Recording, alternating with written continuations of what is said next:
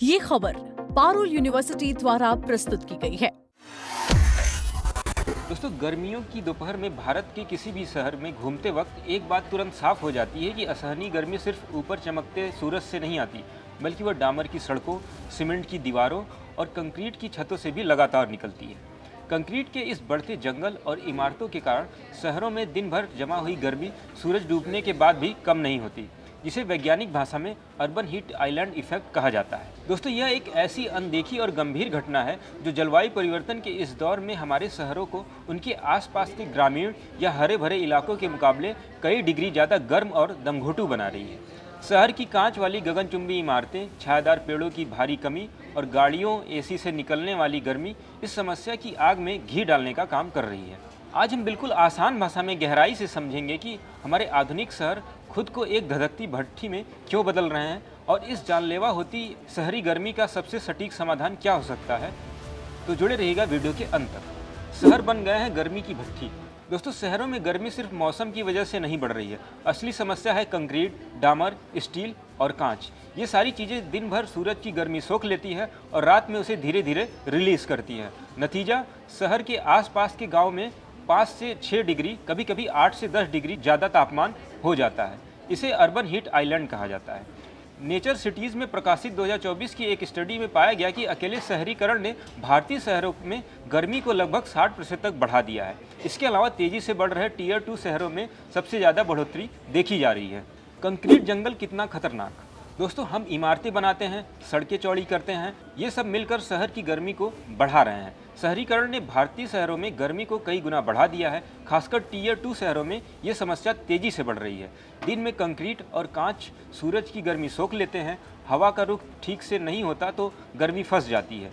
रात में air conditioner घर के अंदर की गर्मी को बाहर फेंकते हैं, लाखों एसी एक साथ चलते हैं तो पूरा शहर और ज़्यादा गर्म हो जाता है। पेड़ों की कमी से प्राकृतिक ठंडक भी नहीं मिलती। भारत में शहर बहुत तेजी से फैल रहे हैं, हरियाली कम हो रही है। नैर्डेको के प्रेसिडेंट परवीन जैन कहते हैं कि अब सस्टेनेबिलिटी कोई लग्जरी नहीं बल्कि एक ज़रूरत बन गई है। नए प्रोजेक्ट्स को शुरू से ही गर्मी से निपटने के हिसाब से डिज़ाइन करना चाहिए। पैसिव कूलिंग, हरी छतें, अच्छी हवा का रुख, ये सब बेहद ज़रूरी होता है। इससे बिजली की खपत 35% तक कम हो सकती है। कांच की ऊंची इमारतें देखने में आधुनिक लगती हैं, लेकिन भारत जैसे गर्म देश में ये समस्याएं बढ़ाती हैं। लोहिया वर्ल्ड स्पेस के पीयूष लोहिया कहते हैं कि कांच बहुत ज़्यादा गर्मी अंदर आने देता है। नतीजा, ज़्यादा एसी चलाने पड़ते हैं। इमारतें सिर्फ शानदार नहीं बल्कि ठंडी होनी चाहिए। संयुक्त राष्ट्र पर्यावरण कार्यक्रम यानी यूएनईपी के अनुसार शहर दुनिया की औसत तापमान बढ़ने की दर से लगभग दोगुनी तेजी से गर्म हो रहे हैं। अगर मौजूदा हालात ऐसे ही बने रहे तो 2050 तक दुनिया भर में लगभग 1.6 अरब शहरी लोग भीषण गर्मी की चपेट में आ सकते हैं। शहरों को ठंडा रखना जरूरी। दोस्तों, अजीब बात यह है कि भीषण गर्मी से बचने के लिए सबसे आम तरीकों में से एक तरीका शहरों को और भी ज़्यादा गर्म कर रहा है। एयर कंडीशनर्स घर के अंदर की गर्मी को बाहर निकालने की जगह उसे ठंडा करते हैं। जब लाखों एयर कंडीशन एक साथ चलते हैं तो वे बाहर का तापमान बढ़ा देते हैं, बिजली की मांग बढ़ाते हैं और पहले से ही दबाव झेल रहे पावर ग्रिड पर और बोझ बढ़ जाता है। यही वजह है कि यूएनईपी जैसे संगठन जहां भी संभव हो मैकेनिकल कूलिंग की बजाय पैसिव कूलिंग को अपनाने पर ज़्यादा जोर दे रहा है। प्रकृति पर आधारित समाधान, रिफ्लेक्टिव छतें, छायादार सड़कें, बेहतर शहरी डिज़ाइन और बेहतर निर्माण सामग्री एयर कंडीशनर की ज़रूरत पड़ने से पहले ही गर्मी को बहुत ज़्यादा कम कर देते हैं। अर्बन हीट आइलैंड का असर होना कोई ज़रूरी बात नहीं है, यह मुख्य रूप से डिज़ाइन से जुड़ी समस्या है। इसका मतलब है कि इसका समाधान भी डिज़ाइन के जरिए निकाला जा सकता है।